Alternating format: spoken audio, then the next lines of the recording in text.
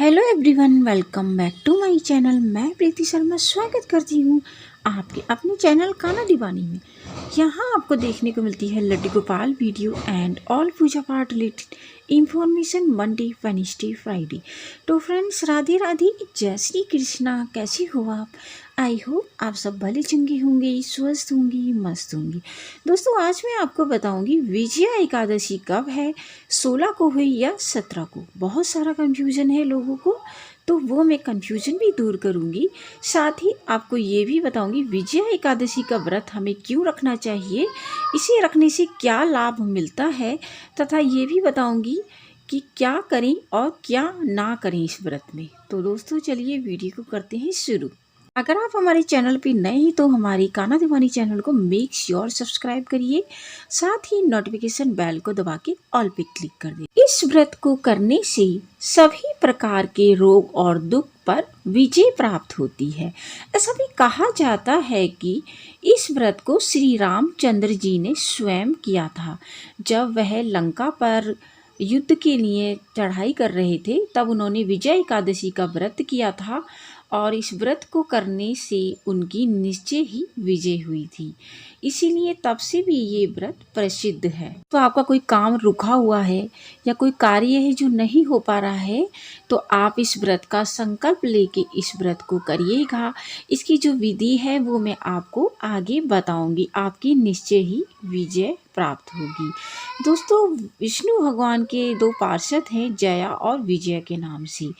तो उनकी पूजा अर्चना करने से आपके दुख और तकलीफें दूर हो जाती हैं। विजया एकादशी 16 को हुई या 17 को, ये बहुत ज़्यादा कन्फ्यूजन है। तो दोस्तों, आपका कन्फ्यूजन मैं दूर कर देती हूँ। विजया एकादशी 16 तारीख को प्रारंभ होगी, 5:32 से ये प्रारंभ हो रही है और 17 तारीख को इसका जो विश्राम है वो 2:52 पर होगा। तो विजया एकादशी का जो व्रत है वो 16 तारीख को ही रखा जाएगा, यानी एकादशी 16 तारीख को है। 17 तारीख को एकादशी नहीं है, लेकिन 17 तारीख को काफ़ी संजोगों के साथ, यानी कि 3 संजोगों के साथ हमें द्वादशी मिल रही है। और वो संजोग कौन कौन से हैं? एक तो उसमें हमें एकादशी मिल रही है, दूसरा द्वादशी मिल रही है और तीसरा त्रयोदशी मिल रही है। तो तीनों तिथियां एक साथ मिल रही है। इसको महाद्वादशी कहा जाता है। दोस्तों, महाद्वादशी का जो व्रत रखने का जो पुण्य है ना, वो इतना मिलता है कि आपको एकादशी का भी इतना पुण्य आपको नहीं मिलता है। एकादशी का व्रत 16 को ही हमें करना है। बांके बिहारी मंदिर में, चैतन्य गौड़ में और राधा वल्लभ मंदिर में और समस्त वृंदावन में एकादशी का जो व्रत है वो 16 तारीख को ही किया जाएगा। लेकिन इस्कॉन में महाद्वादशी का व्रत ये मनाया जा रहा है। तो इस्कॉन में जो एकादशी का व्रत वो मना रहे हैं वो 17 तारीख को मना रहे हैं, इसीलिए वो महाद्वादशी का जो व्रत है वो रख रहे हैं। अगर 16 को व्रत करने का सोच रहे हैं तो 17 को पारायण किया जाएगा, जैसा कि 17 को हम करते ही हैं, यानी कि एक दिन के बाद ही जो पारण होता है। लेकिन अगर आप 17 को कर रहे हैं तो 18 को पारण होगा। 18 तारीख को महाशिवरात्रि भी है। तो पारायण आप लड्डू गोपाल को जिस जल से नहलाएंगे ना, जो उनका चरणामृत होगा, उसी से भी आप पारायण कर सकते हैं। क्योंकि अगर कोई व्रत पड़ जाता है या कोई भी त्रयोदशी या और इस बार तो महाशिवरात्रि पड़ रही है, तो ऐसे में हम खाली जल से भी पारायण कर सकते हैं, जो लड्डू गोपाल जिससे हमने इनको नहलाया है। आपने 16 को व्रत रखा है तो 17 को सुबह 8:02 से 9:10 के बीच आप पारायण कर लीजिएगा। लेकिन अगर आपने 17 को व्रत रखा है तो आपको 18 को 7 से 8 के बीच पारायण करना है, क्योंकि उस दिन महाशिवरात्रि है। तो केवल आप लड्डू गोपाल के जल से ही पारायण कर लीजिए। एकादशी के व्रत की पूजा विधि की बात कर लेते हैं। एकादशी का व्रत त्रिदिवस व्रत में आता है, अर्थात 3 दिन का ये व्रत होता है। दशमी के शाम से ही इसके जो नियम है वो स्टार्ट हो जाते हैं। तो दशमी को शाम को से ही आपको प्याज लहसुन का प्रयोग नहीं करना है, मांस मदिरा का सेवन नहीं करना है, मसूर की दाल शहद का सेवन नहीं करना है, संपूर्ण ब्रह्मचर्य का पालन करिएगा। और 10वीं के शाम को सूर्य छुपने से पहले आप भोजन को कर लीजिएगा दोस्तों। उसके बाद आपको भोजन नहीं करना है, लेकिन आपको भूख लगती है तो आप दूध ले सकते हैं या फ्रूट्स खा सकते हैं, ठीक है। एकादशी वाले दिन आपको ब्रह्म मुहूर्त में उठना है, यानी कि 16 तारीख को। और उठने के बाद आपको सबसे पहले दोनों हाथों का मंथन करना है। फिर आपको अपने हाथों को देखना है, हाथ की जो उंगलियां हैं वहाँ पर आपको माता लक्ष्मी का ध्यान करना है, और हाथ का जो थोड़ा सा नीचे वाला हिस्सा है उधर माता सरस्वती का ध्यान करना है।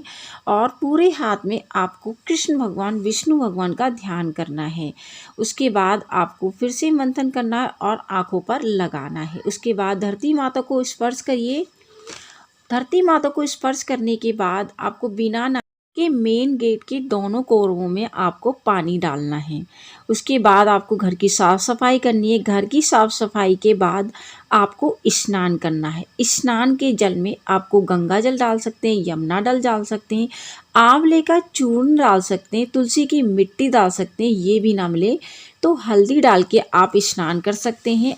आज के दिन बाल अवश्य धोइएगा, लेकिन आपको साबुन या शैम्पू का प्रयोग नहीं करना है। या तो आप मुल्तानी मिट्टी का प्रयोग कर सकते हैं, या बेसन का प्रयोग कर सकते हैं, या सादे जल से आप अपना सर धो सकते हैं। उसके बाद आपको पीले रंग के कपड़े पहनने हैं। पीले रंग के कपड़े पहनने के बाद आपको मंदिर की साफ़ सफाई करनी है। एक चौकी लगानी है, चौकी पर पीले रंग का कपड़ा बिछाना है और एक अखंड दिया जलाना है। अखंड दिया ये आपका जो होगा वो एकादशी को जलेगा, और जब तक आप व्रत का पारण नहीं कर लेते हैं, ब्राह्मण भोज नहीं निकाल लेते हैं, तब तक आपका ये दिया जलेगा। उसके बाद आपको लेना है संकल्प। संकल्प में आपको लेना है तिल लेने, फूल लेने हैं, गंगा जल और एक सुपारी, 1 रुपये का सिक्का।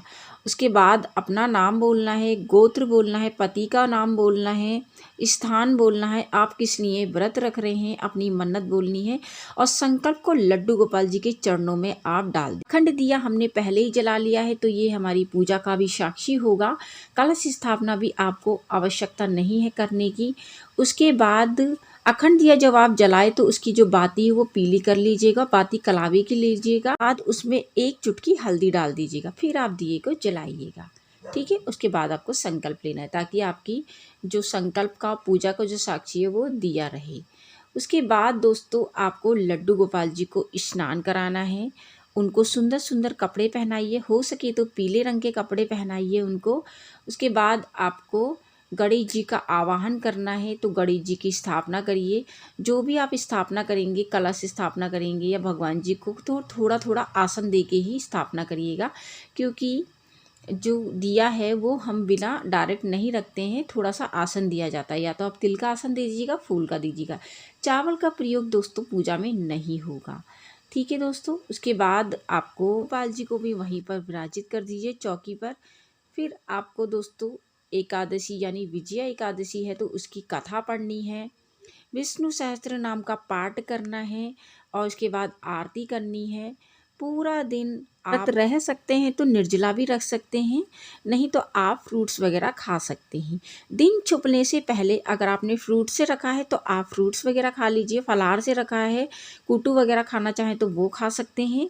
दिन छुपे आपको पूजा करनी है तो आपको दिए जलाने, यानी एक मंदिर में दिया जलाइए, एक घर के मेन गेट पे जलाइए, एक तुलसी में दिया जलाइए, ठीक है दोस्तों। तो ये दिए आपको जलाने हैं। उसके बाद अगले दिन जो पारायण है, पारायण वाले दिन आपको, जिस दिन पारायण है मैंने आपको समय बता दिया है। अगर आप 16 को रख रहे हैं तो 17 को पारण कर लीजिएगा, 17 को रख रहे हैं तो 18 को पारण कर लीजिएगा। तो आपको जो पारण है वो आपको भगवान जी को स्नान कराना है, और पंचामृत जो होगा उसी से आप पारण कर सकते हैं, या सादे जल से पारण कर सकते हैं दोस्तों। उसके बाद लड्डू गोपाल जी को भोग लगाइए, और भोग लगाने के बाद आप ब्राह्मण को भोग जरूर निकालिएगा। ब्राह्मण को भोग में जो आपने संकल्प लिया है वो वाला सिक्का भी उसमें रख लीजिएगा, तो दक्षिणा रख लीजिए। भोग आप बना हुआ भी कर सकते हैं, या आप कच्चा भोजन भी निकाल सकते हैं, पर दक्षिणा जरूर रख लीजिएगा। उसके बाद ही आप पारण कर सकते हैं, यानी जल से आप पारण कर लीजिएगा, क्योंकि शिवरात्रि का व्रत भी है। उसके बाद आप चौकी हटा लीजिएगा, तो गणेश जी को स्थान पे रख दीजिएगा। जो भी आपके फूल और तिल वगैरह है वो विसर्जित कर लीजिएगा। आपने फ्रूट्स वगैरह जो चढ़ाए हैं वो भी आपको दान देने हैं, गाय माता को भी दान दे सकते हैं आप, क्योंकि गाय जो होती है हमारे कृष्ण भगवान को बहुत प्रिय होती हैं। तो दोस्तों इसी तरह से आप व्रत कर सकते हैं। आई होप कि वीडियो बहुत पसंद आया होगा। यदि वीडियो पसंद आए तो वीडियो को लाइक शेयर करिएगा। चैनल पे नए हैं तो चैनल को सब्सक्राइब करना बिल्कुल ना भूलें। दोस्तों मैं मिलती हूँ न्यू वीडियो में, तब तक के लिए हरे कृष्णा, राधे राधे फ्रेंड।